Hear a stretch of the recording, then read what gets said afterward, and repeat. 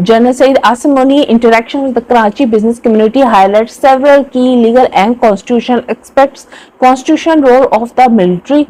The Pakistan Army under the Constitution is the primary responsible for the national defense. However, the Chief of Army Staff's involvement in the economical matters raised question about the military's role in civilian affairs. Article 243 of the Constitution outlines the command and functions of the armed forces, emphasizing subordinate to the civilian authorities, economical stability and security. The chief pledge resource business issue can be seen as an effort to stabilize economical environment, which is crucial for the national security. This aligns with the broader security mandate of the military, as economical instability can lead to social unrest and security challenges.